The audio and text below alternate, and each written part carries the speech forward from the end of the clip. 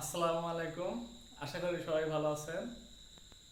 আজকে আপনাদের সামনে একটি টপিক আলোচনা করব, সেটা হচ্ছে ইংরেজির মূল যে বিষয়টা টেন্স। এই টেন্স আপনারা অনেকেই অনেকভাবে শিখেছেন, কিন্তু মনে রাখতে পারেন না, অনেক কিছু মুখস্থ করতে হয়। কিন্তু আপনাদের আজকে এমন একটা জিনিস শেখাই দেব যা আর কোনোদিন মুখস্থ করতে হবে না। চলেন শুরু করা যাক।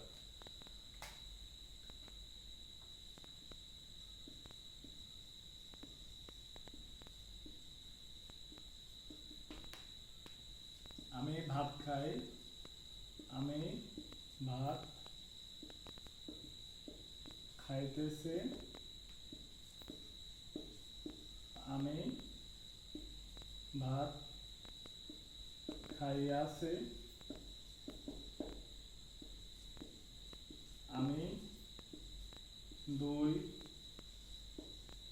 মিনিট ধরে ভাত খাইতেছি।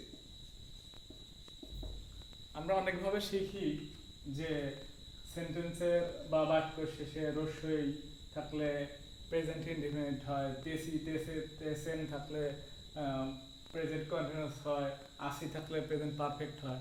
আমরা এগুলো আর মনে রাখবো না। আমরা এখন কিভাবে শিখবো? এই 4টা ফরম্যাটে আমরা শুধু যে কোনো বাক্য ফেলে দেব। যেমন আমি ভাত খাই, এখানে আমি বলবো যে আমি মোবাইল চালাই। আমি মোবাইল চালাই, আমি মোবাইল চালাইতেছি, আমি মোবাইল চালাইয়াছি, আমি 2 মিনিট ধরে মোবাইল চালাইতেছি। এভাবে যত প্রকার বাক্য আছে আপনি এভাবে বলবেন। তাহলে 1 সপ্তাহ হয়তো আপনার প্র্যাকটিস করতে হবে, কিন্তু তারপরে দেখবেন যে যে কোনো বাক্য, একটা বাক্য দিলে 12টা টেন্স আপনি বলতে পারবেন বাংলায়।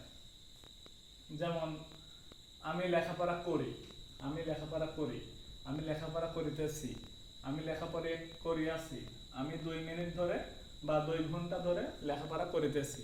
এভাবে আপনি 12টা টেন্স একটা বাক্য দিয়ে আপনি বানায় ফেলতে পারবেন, কোনো কিছু মুখস্থ ছাড়াই। আজকে প্রেজেন্ট টেন্সের 4টা শিখিয়ে দিলাম: present indefinite, present continuous, present perfect, present perfect continuous. আর নেক্সট ভিডিওতে আপনাদের সাথে দেখা হবে পাস্ট টেন্স নিয়ে। আল্লাহ হাফেজ।